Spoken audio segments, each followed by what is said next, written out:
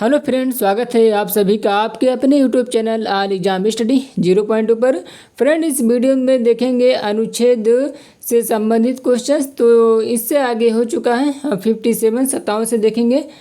तो कोई और इस वीडियो को शेयर कर दीजिए, लाइक कर दीजिए, और अगर चैनल पर नए हो तो चैनल को सब्सक्राइब कर लीजिए। तो क्वेश्चन है कि अनुच्छेद 57 किससे संबंधित है। तो पुनर्निर्वाचन के लिए ये पात्रता रखता है, अनुच्छेद 57 में पुनर्निर्वाचन के लिए। और अनुच्छेद 58 है कि राष्ट्रपति निर्वाचन होने के लिए अर्हताएँ, राष्ट्रपति के निर्वाचन होने के लिए योग्यताएं के ये रखता है अनुच्छेद 58 में। अनुच्छेद 60 में क्या है, तो राष्ट्रपति द्वारा शपथ या प्रतिज्ञा, राष्ट्रपति द्वारा शपथ या प्रतिज्ञान, ये अनुच्छेद 60 में है। अनुच्छेद 61 को याद रखना, इसमें क्या है कि राष्ट्रपति पर महाभियोग चलाने की प्रक्रिया। तो इम्पॉर्टेंट है, याद रखना, ये पूछा जाता है। तो अनुच्छेद 61 में क्या है, राष्ट्रपति पर महाभियोग चलाने की प्रक्रिया है। और अनुच्छेद 63 में क्या है कि भारत का उपराष्ट्रपति है, इसमें भारत का उपराष्ट्रपति होगा, अनुच्छेद 63 में कहा गया। और अनुच्छेद 64 में क्या है, तो इसमें उपराष्ट्रपति का राज्यसभा का पदेन सभापति, 64 में कहा गया कि उपराष्ट्रपति राज्यसभा का पदेन सभापति होगा। और अनुच्छेद 66 में क्या कहा गया है, तो इसमें कहा गया है उपराष्ट्रपति का निर्वाचन। अनुच्छेद 66 में उपराष्ट्रपति का निर्वाचन है। और अनुच्छेद 67 में क्या है, तो उपराष्ट्रपति की पदावधि के बारे में है। और अगला है कि अनुच्छेद 69, तो अनुच्छेद 69 में उपराष्ट्रपति द्वारा शपथ या प्रतिज्ञान है, शपथ या प्रतिज्ञान। अनुच्छेद 72 में क्या है, 72, तो राष्ट्रपति को क्षमादान की शक्ति प्राप्त है, अनुच्छेद 72 में। और अनुच्छेद 74 में क्या है कि राष्ट्रपति को सहायता और सलाह देने के लिए मंत्रिपरिषद, तो अनुच्छेद 74 में राष्ट्रपति को सहायता और सलाह देने के लिए एक मंत्रिपरिषद होगा। अनुच्छेद 76 में क्या है कि भारत का इसमें महान्यायवादी के बारे में बताया गया है, अनुच्छेद 76 में भारत का महान्यायवादी। इंपॉर्टेंट है, याद रखना इसे। अगला क्वेश्चन से कि अनुच्छेद 77, तो भारत सरकार के कार्य का संचालन होता है, ये अनुच्छेद 77 में है। अनुच्छेद 78 में क्या है कि राष्ट्रपति को जानकारी देने आदि के संबंध में प्रधानमंत्री के कर्तव्य का ये वर्णन है इसमें। अनुच्छेद 82 में क्या है, तो इसमें संसद का गठन है। अनुच्छेद 80 में राज्यसभा की संरचना है। और अनुच्छेद 81 में क्या है, लोकसभा की संरचना है। और अनुच्छेद 85 में क्या है, तो अनुच्छेद 85 में संसद का सत्र सत्रावसान और विघटन है इसमें। और अनुच्छेद 93 में क्या है, तो लोकसभा का अध्यक्ष और उपाध्यक्ष के बारे में है। और अनुच्छेद 98 में क्या है, तो संसद का सचिवालय इसमें है। और अनुच्छेद 106 में क्या है, तो अनुच्छेद 106 में याद रखना संसद सदस्यों के वेतन और भत्ते इसमें है। अनुच्छेद 108 इसमें क्या है, तो इसमें कुछ दशाओं में दोनों सदनों की संयुक्त बैठक के बारे में है, अनुच्छेद 108।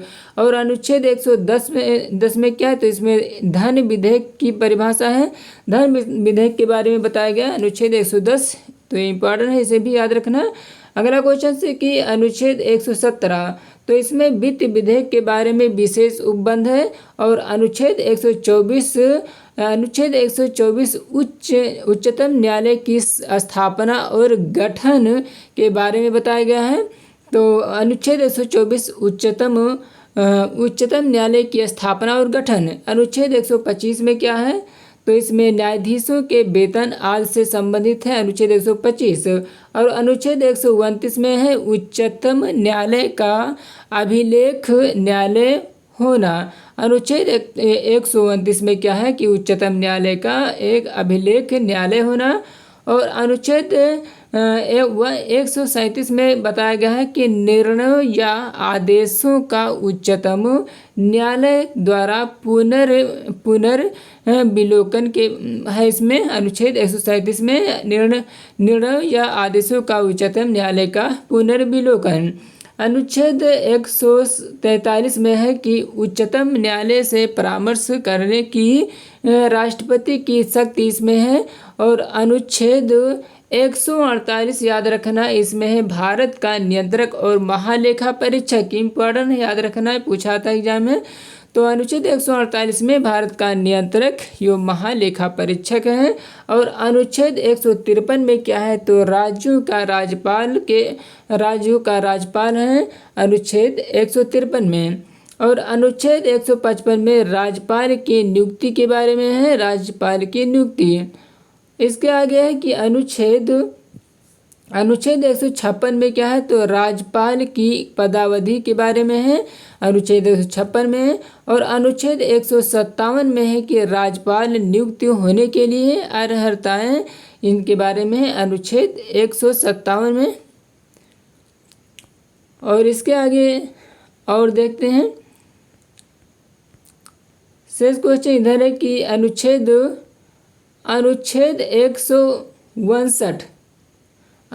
159 में है कि राज्यपाल द्वारा शपथ या प्रतिज्ञान। अनुच्छेद 159 में बताया गया है कि राज्यपाल द्वारा शपथ या प्रतिज्ञान। और अनुच्छेद 163 में है कि राज्यपाल को सहायता और सलाह देने के लिए मंत्रिपरिषद। अनुच्छेद 168 में क्या है कि राज्यों के विधानमंडलों का गठन है इसमें। और अनुच्छेद 169 में है कि राज्यों में विधान परिषदों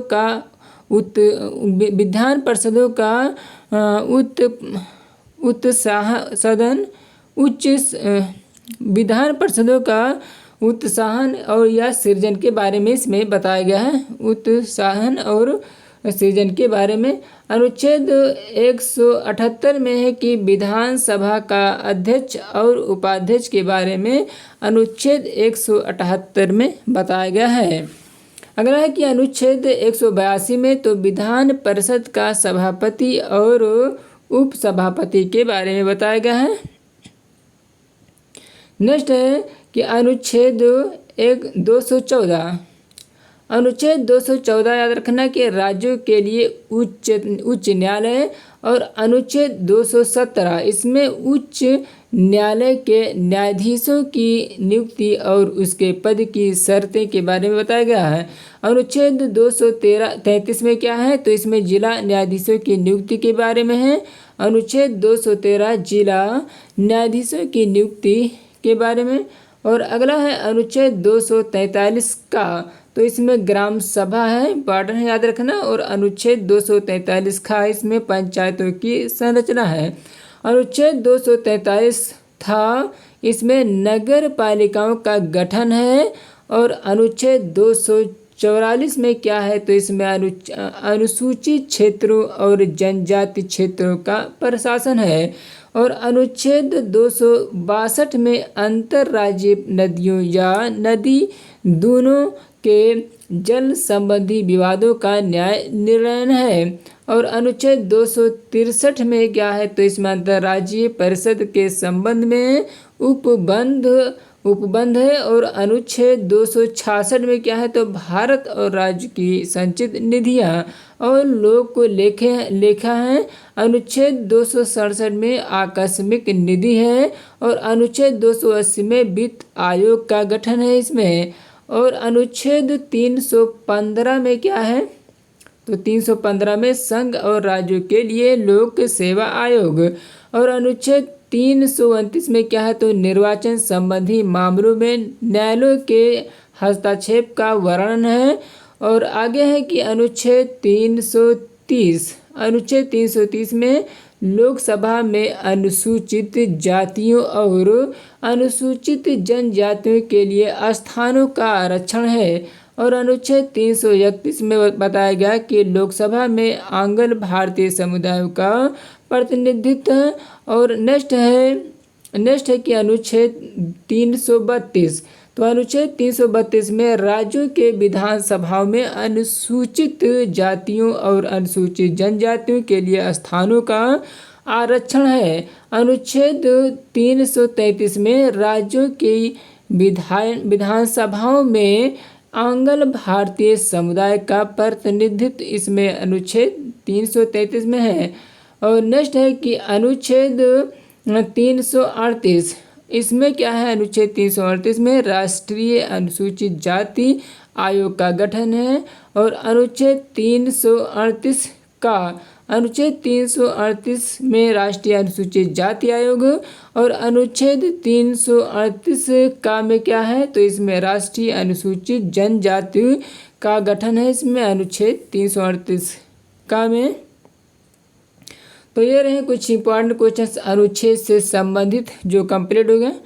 तो वीडियो कैसा लगा कमेंट करके बताइए, और इस वीडियो को शेयर कर दीजिए, लाइक कर दीजिए, और चैनल को सब्सक्राइब कर लीजिए इसी तरह से वीडियो पाने के लिए। तो मिलते हैं नेक्स्ट वीडियो पर। थैंक्स।